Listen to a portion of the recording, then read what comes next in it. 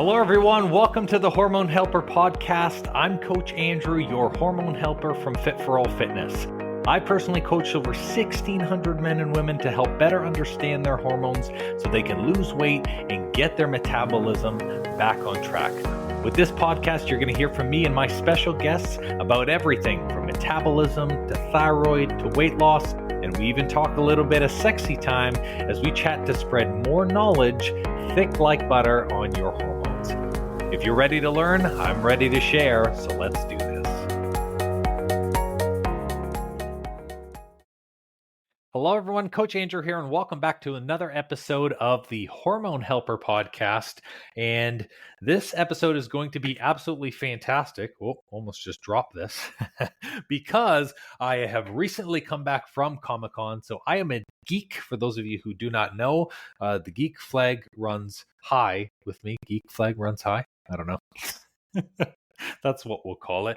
So I'm going to actually take a picture of what I'm about to show right now and put it as the episode kind of clipping so you guys can see it. I geeked out totally and I bought a Legend of Zelda sword. This is the Master Sword, and it's not just a blade. It is actually literally a real sword. So I'm going to show this here in the video, and then I'll take a picture of it, something like this. Perfect.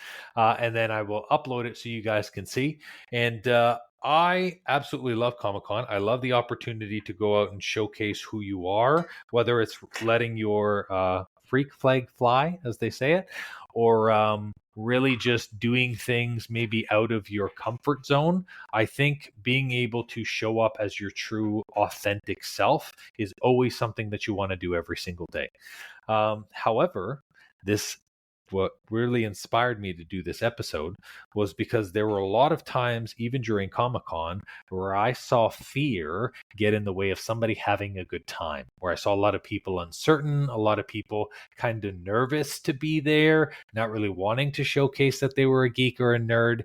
And that's really what I want to build this podcast on, not being a geek or a nerd, but instead talking about letting fear getting in the way of achieving a goal or doing something exciting. So in sharing an example, so at Comic-Con, there are a ton of different booths where you can go and buy different animes. You can take pictures with people who are dressed up. You can go and buy swords like I did. But there was actually a large section dedicated to the Canadian military. So they were out there really showcasing some of their cool military equipment. And then they were also doing a military fitness test for people who wanted to try, and they kind of called it like show up as your hero character, and it gave you the opportunity to do this test. So there were a handful of names on this test, and a lot of people were watching the test happening, and there were people who kept talking back and forth but were really hesitant on actually doing it. And this is something that I see a lot, especially in health and fitness, where other people will watch others start a program. They'll watch others work with a coach. They might follow someone on the fitness journey. Maybe you're doing that and you're following a certain Instagram person on their fitness journey. You're watching them change. You're watching them put in effort. You're watching them do these things, and you want to do it, but you're like, I don't know.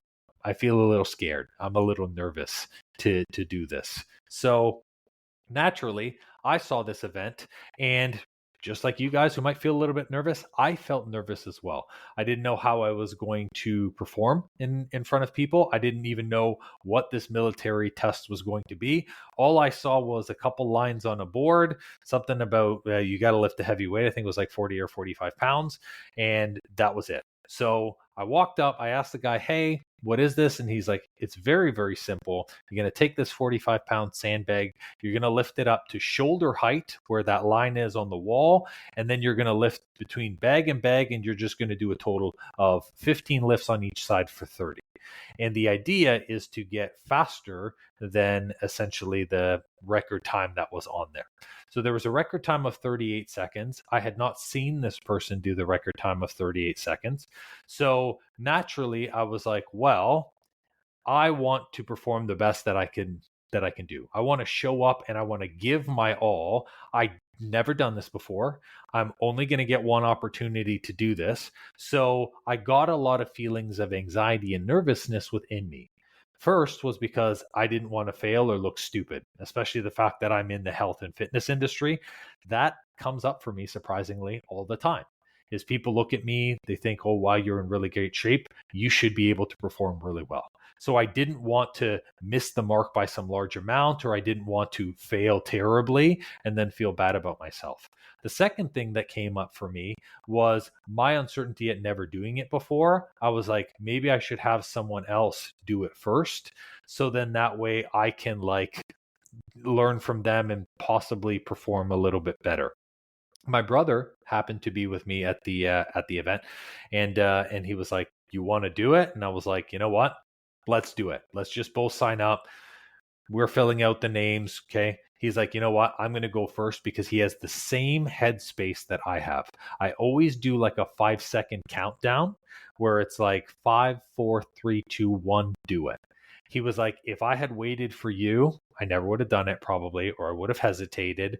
So he was like, I just wanted to do it to get it over with. He filled his name on that waiver, filled out that little thing, and then boom, he started that time clock and he was going, right?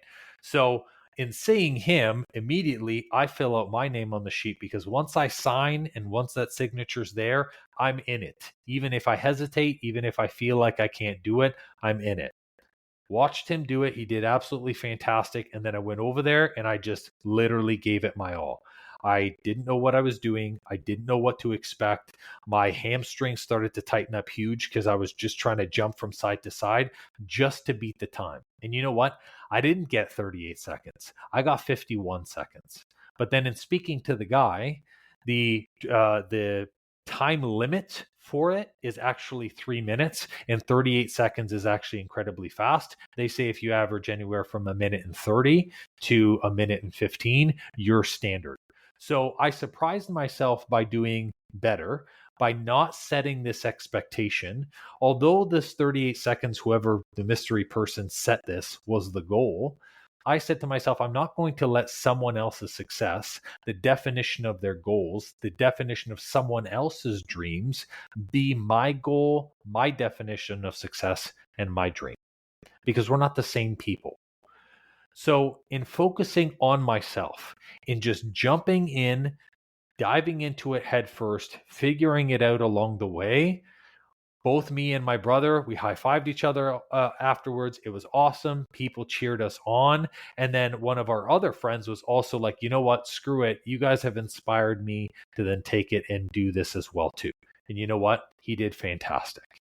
So in being the first person, in being the leader, in showing up for myself in that way, not letting that fear put a wedge in between what I want and what I could possibly achieve, I left that feeling really accomplished. Sure, all I wanted was a dumb water bottle, but you know what? I look at that water bottle and I have no regrets or no concerns left on the table.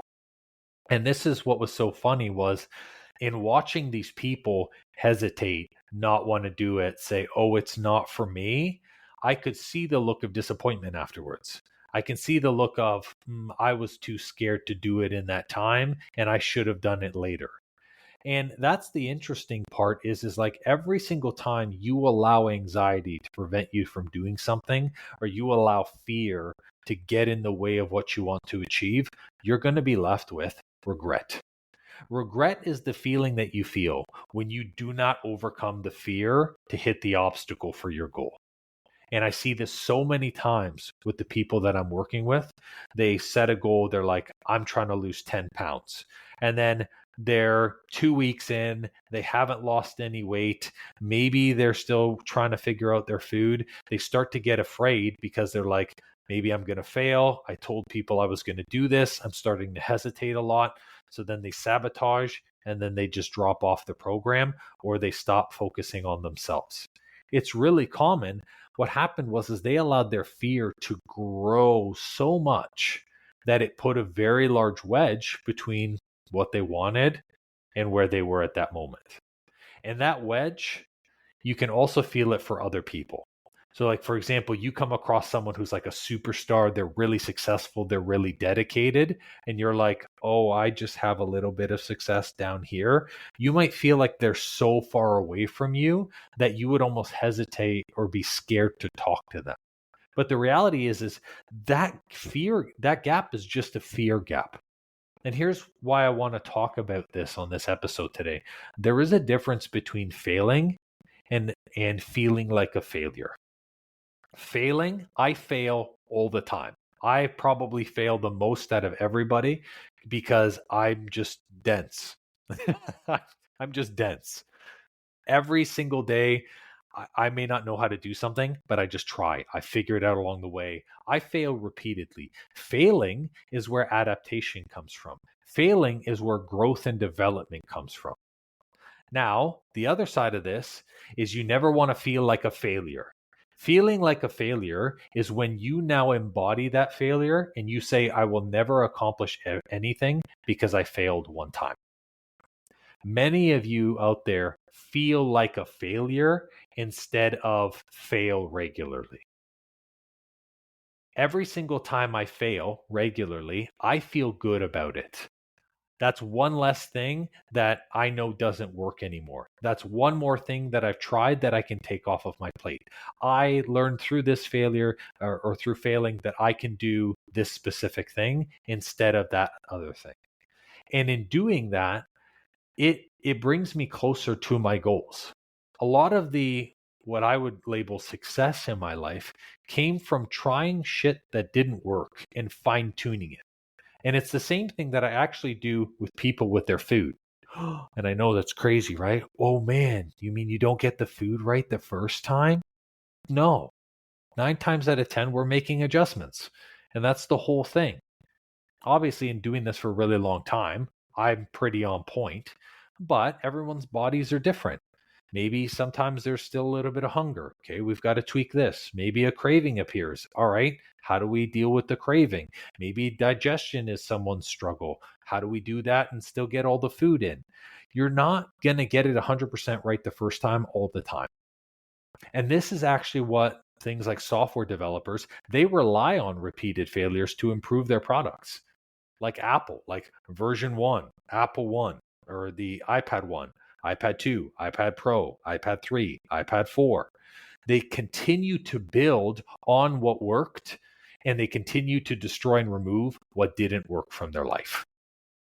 Now, this whole aspect where someone can feel like a failure, can embody failure, this is what happens when you remove integrity from what you're doing and you're not showing you up for yourself at a micro level. So the way that this looks like is like you tell yourself every single day, I'm going to wake up at 6 a.m. and it's 6:10 and you hit snooze. You just micro failed. In that moment, you said that you were going to do something and you didn't do it. It's that small of a level that affects your body. Now, continue to compound on that. Let's say you say to yourself, I'm going to have a break at 10 a.m. and I'm not going to take a client meeting at that time. 10 a.m. comes and you hop right into the next client call. That's another micro failure. That's another tick against you.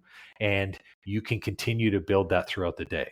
I promise myself I'm only going to have 1 coffee. You have 3. I promise myself I'm going to eat clean, but instead I bought out even though I had a bagged lunch. Each and every time you do that, these micro failures, these things that you said you were going to do that you didn't do, they stack up. And this is where at the end of the day, you can feel defeated.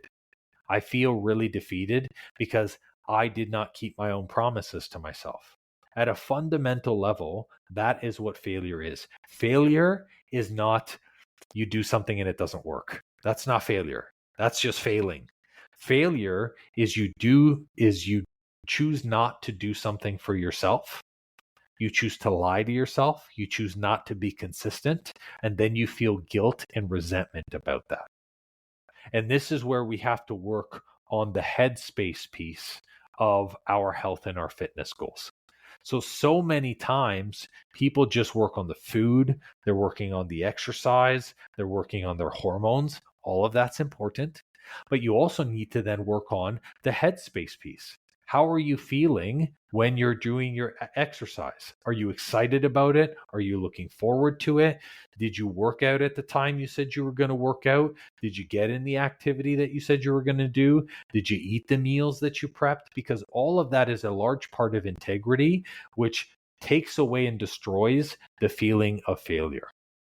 A great example of this too is like when I was working with a personal trainer. So coming off of my treatments when I was really, really frail and weak, I hired a personal trainer to help me get back into the physical space. This personal trainer, Chris, he's actually the one that made me become a coach. And I say made because he was literally like, dude, this is your calling. I can see it. But in working with him, he used to tell me workouts are structured damage. We are pushing our bodies to fail every time because that is where our adaptations come from. When we push to the limit, push to the limit, push past the limit, and we find where the failure point is, the body says, I failed here, so I'm going to grow that muscle so next time I don't fail there. And I thought that it was genius. I was like, how phenomenal is the human body that when we hit a failure one time, the body can repair itself to become stronger so it does not fail at that point again. Now, if our muscles operate that way, so will our mind. Our mind is a muscle. So mentally, if I fail at one point, all I have to do is push a little bit past that failure, change what didn't work, and now I won't fail there again. And that's why doing things wrong sometimes is good. It's healthy. It's beneficial. Like for me as a coach, I love when clients come to me and they're like, Andrew, I really want to get started with you. I just want to let you know I've tried this diet, I've tried this thing, I've made this change for my exercise, and none of it worked or I failed at all of it. I think that's beautiful because what that shows is 4 or 5 things that now we don't have to look at. That shows you that you put in effort. It shows you that you had commitment. It shows you that you were consistent. And oftentimes we don't think that. We think that every time we failed at something, that's a negative. Instead of saying, wow, I failed at this, cool, let's move on, and that's a positive. Now, people feel the failure and the sadness and defeat, in my opinion, because they're looking the wrong way. There are many times in our life where we move forward to a calling, where we move forward to a goal, where we're trying to get to a place where we feel happy, and we're facing the wrong direction, and we're like, oh, this doesn't feel good at all. So think of your calling, your goal in health and fitness, whether it's better digestion, you want to lose weight, you want to start working on your hormones, whatever it is, picture it like a bright light. As you start fueling that light, it becomes brighter and brighter. Your goals, your dreams, as you start walking towards them, become brighter and brighter. But the brighter your light, the brighter the goal, the more purposeful and driven and conscious you are about what you're doing, the darker the shadow you cast. Think about it. If we have a light that's shining bright in front of us and we look behind us, you're going to see a shadow. That shadow is the insecurity. It's the darkness. It's the fear. It's the concern. It's the, am I worthy enough to do this? Should I be doing this? Am I on the right diet? Am I doing the right things? I'm questioning everything I'm doing. Because as light becomes brighter, darkness has to be there. It's its opposite. But do you know what's beautiful about moving past the fear of failure? Is your light becomes so bright, your shadow actually disappears. Like the sun has no shadow. And that's incredible. It's beautiful. When you step into your goal, when you fully embrace what you're going to do and you say, I'm doing this. Think about it in your life. The moment you have said in your life, I am doing this, I am going to lose this weight, I am going to improve my thyroid health, I am going to get that degree, I am going to get that job. Whenever you say I am and you do it, it automatically happens. That light is so bright and that brightness is so vivid that that's the only option left.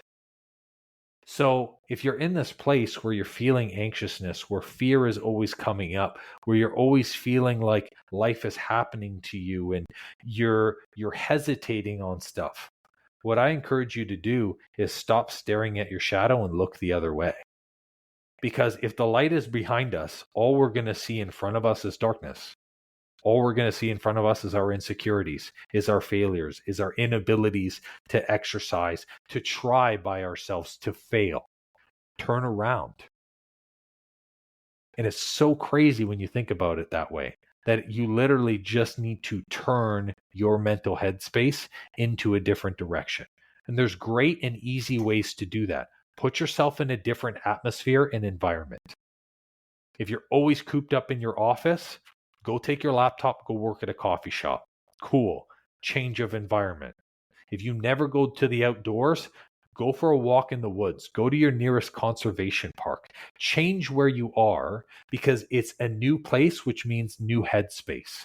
That's one thing. Another way to change who you or where you are is how you speak. So are you speaking in, it's too hard, I can't, this, what if, I hope? Those are all words where your body is already in a state of fear. Like my example of this, this Comic-Con and this military thing, I wasn't walking up and saying like, oh, I'm not sure if I should do this. I never once said, I'm not sure if I should do this. I was thinking to myself, how can I do this? How can I do this? What does doing this look like? And in changing that verbiage, it changes the way that I'm facing in my headspace. I'm always facing towards my goal. I'm always facing towards my health, towards my best job, towards the best version of me. That's where the light is. I follow that all the time. It helps keep me on track. It helps keep me in line. And if I stumble a couple of times, then I just get back up. And there's nothing ridiculous about that. So I thought it was really interesting.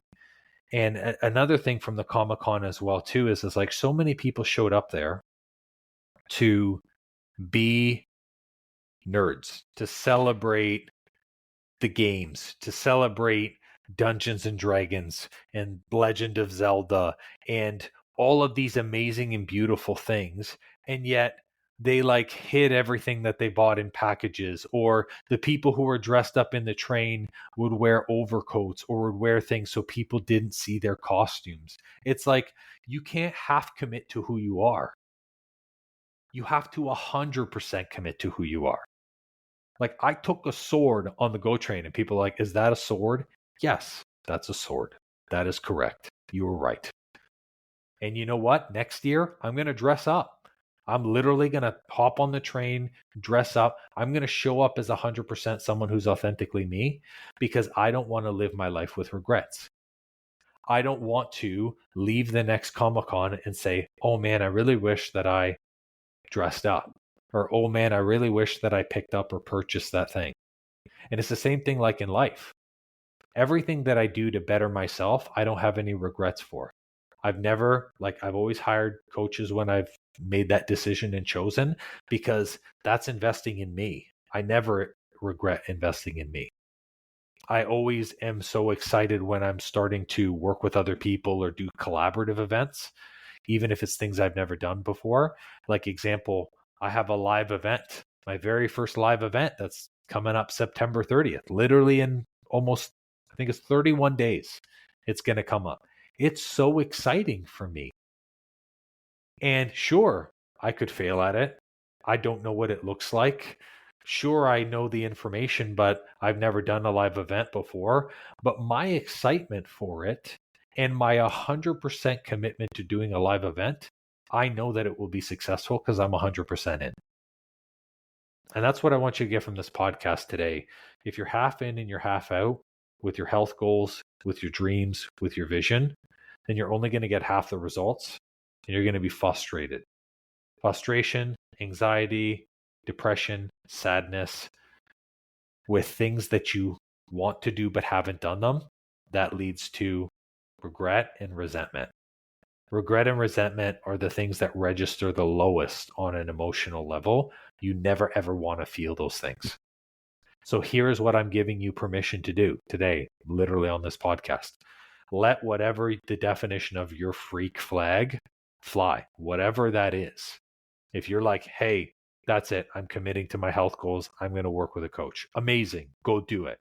If that's, I'm going to go and I'm going to ask my boss for the raise because I've been too scared for a week, go do it. If it's, I'm going to put that extra 5-pound plate on my bench press, even though it might cause me to fail 5 pounds, go ahead and do it. I give you permission to do that. Permission to try something and possibly fail and get excited at what that is. Because worst case scenario, cool, you do it again. Best case scenario, you succeed and you better your life. And that's what I wanted to share with you guys today on this episode. So before we actually head out for today's podcast, I want to elaborate a little bit more on the live event because people have been asking questions. For those of you entrepreneurs and self-employed business people who appeared to our Breaking the Disconnect seminar last week, I thank you.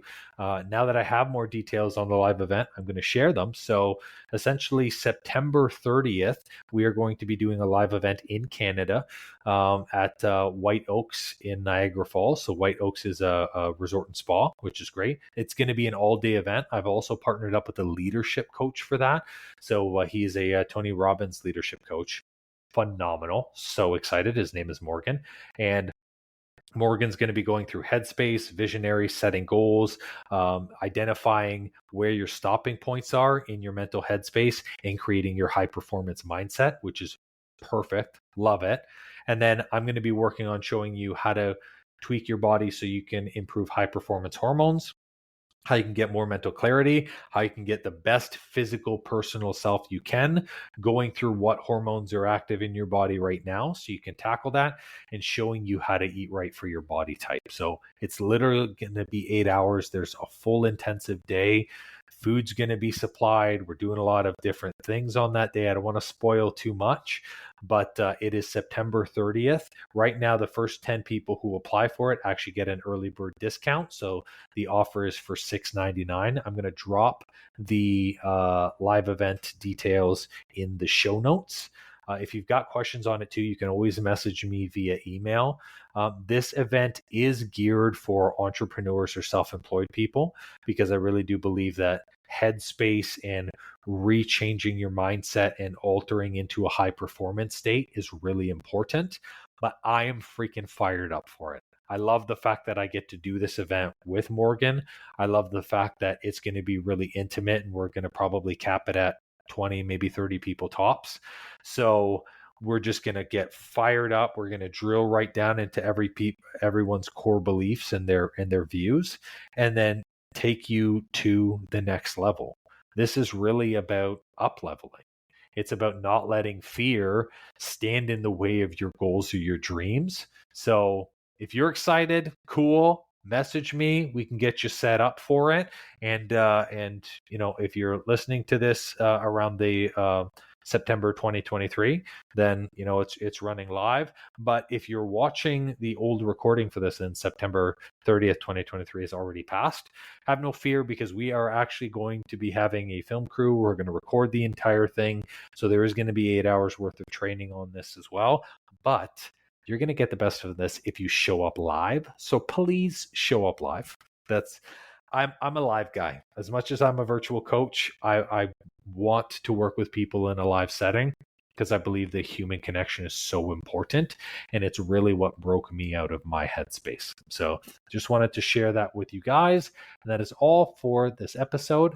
We will catch you guys later. Take care.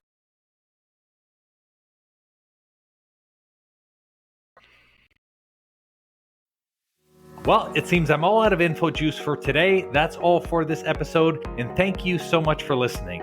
Please leave a raving review for me if you've learned something good, and make sure to subscribe to the podcast so you don't miss an episode. Now, if you're in the mood for some more great content and tools to get your hormones on track, why not check out our free Facebook group and the blog on our site? We do amazing weekly trainings in our group that me and my wife call Tea and Teachings that give good tips for anything hormones and metabolism related. It's also a great community where you get to share your goals and success with like-minded people just like you. I'll make sure to drop both the Facebook group link and the blog link in the show notes for you. Or if you're ambitious like me, the name of the group is Weight Loss and Balanced Hormones. It'll say Fit for All beside it with a picture of me. So come and join us and have more fun.